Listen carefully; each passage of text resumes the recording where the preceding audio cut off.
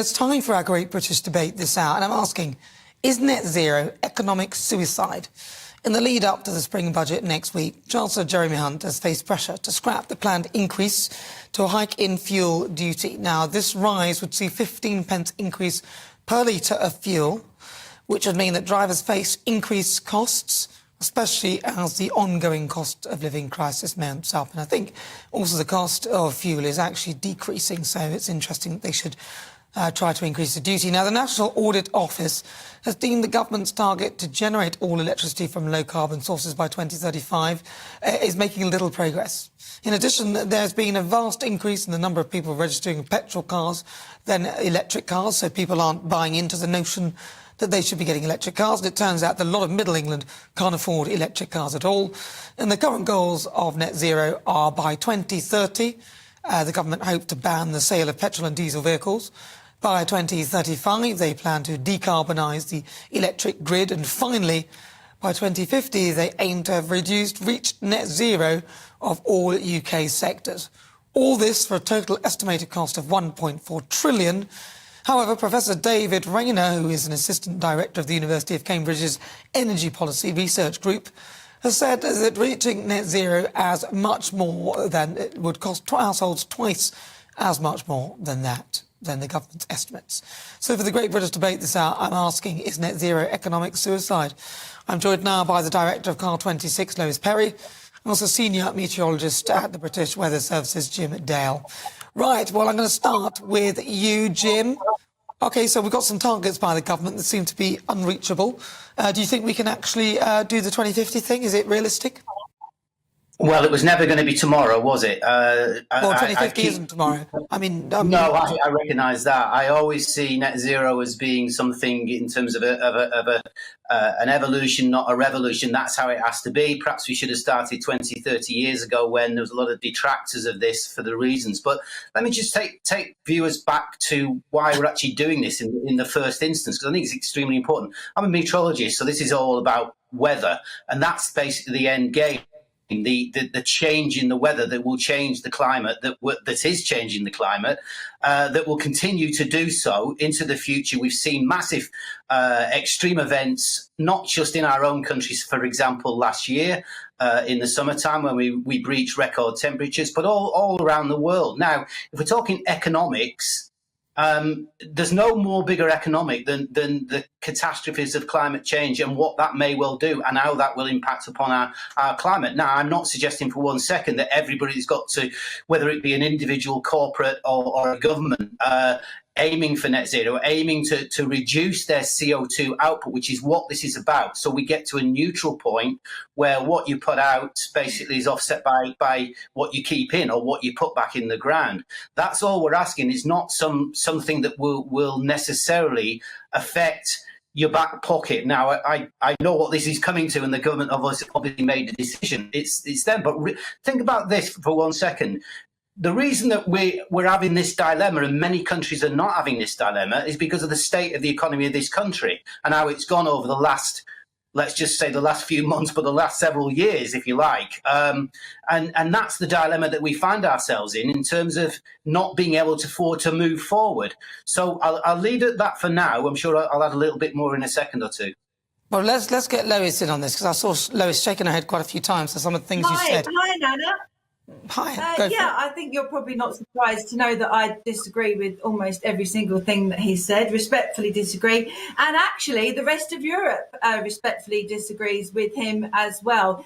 You've got Italy and you've got Germany pushing back against the whole 2030 petrol diesel ban and all the other stuff. You've got people saying that all of this is completely unviable. There was an article in today's papers which talked about the fact that heat pumps are not going to be ready, that hydrogen is not going to be ready, that 80% of commercial real estate under net zero laws will be unlettable by 2030, and that also those ridiculous net zero British laws would include residential property, which means that most landlords will just sell their properties, which means that most people won't be able to afford to live anywhere. You know, the whole thing is completely and utterly ridiculous. And why would any chancellor sanction a tax that would shrink the economy, raise inflation and put people on the dole queue, as Howard Cox from Fairfield UK said yesterday?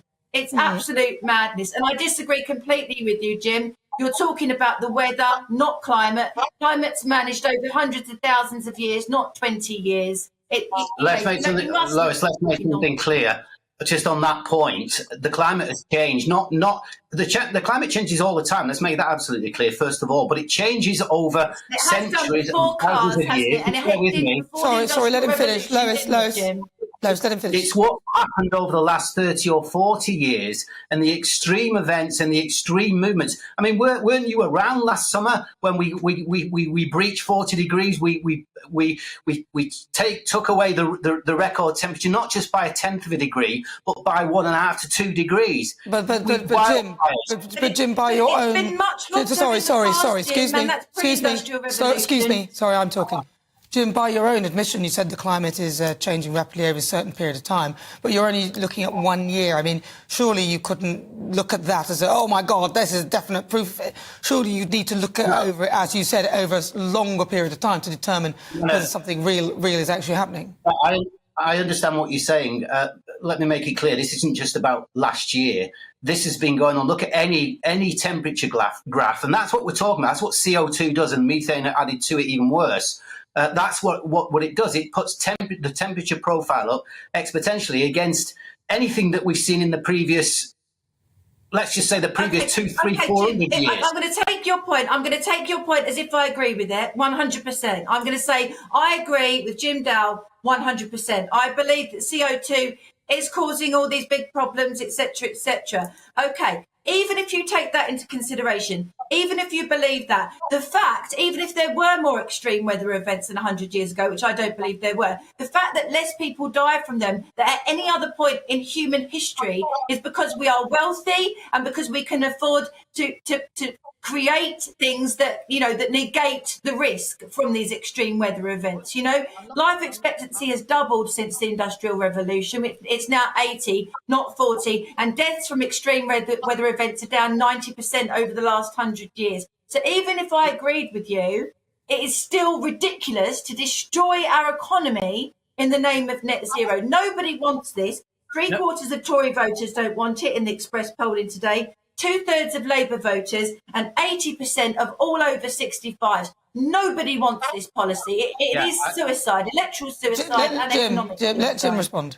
I wouldn't believe a poll in the Express if it hit me in the face, to be frank with you. I'm not sure where you're getting those figures from. Look, this is nice and simple. Net zero isn't just about the CO2. That might be the bottom line, if you like. But what we're talking about here is the environment. We're talking about pollution. We're talking about all the things that we perhaps have gone overboard with, the farming, the agriculture, the practices that have gone on, even the sewage in the rivers, if you like. Look, we don't want to live in a world. But Jim, that's a different argument. No, but that's a different argument because anybody, the pollution argument, plastic in the rivers, sewage, we would all agree on that. So that's not the point. Net zero specifically about equalising the carbon, isn't it? So that there's nothing in and nothing out. So if we stick with that. Okay, so what I would say to you is this is, as I said to you in the very first instance, this is not something that's going to happen overnight or tomorrow. We kind of missed the boat 20 years ago when this was first discovered, when climatologists, people better than me, people who look at the data, see where it's going and warn about it. Those warnings went out, big sirens went out that we would be facing around the world. And Lois, if you're talking about people accepting this, if you like, you'll talk to people that have been really, really affected. Talk to the people of Pakistan, thousands of people who lost their lives in what happened with glaciers. And you're not allowing them any economic growth because you're crippling them, and people like you are crippling them by not enabling them to exploit their fossil fuels.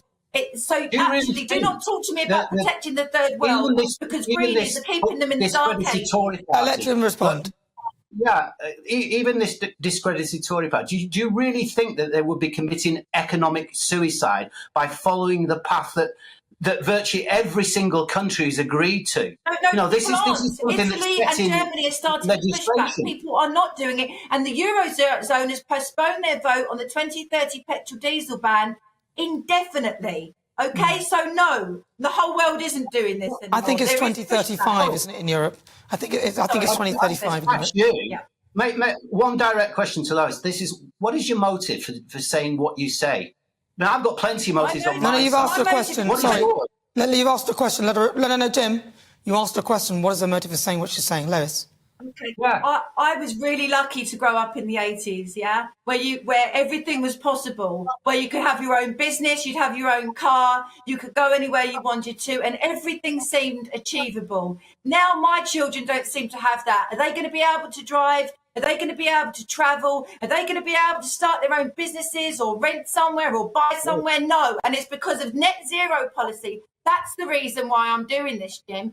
I don't see any of what you're saying out there. Nobody's saying you can't drive. Nobody's saying. Well, listen, sorry, if you both talk over each other. Lois, let Jim finish. Jim, you've got about 30 seconds. I'll give you the last word, Jim.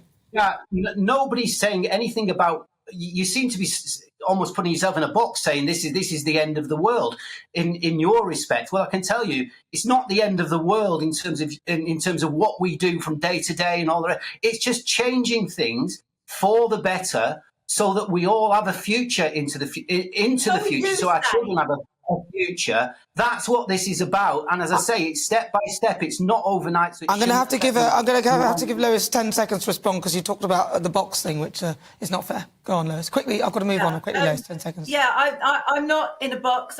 You see all the policies that are enacted in the name of net zero, including 15-minute cities, getting people out of their cars.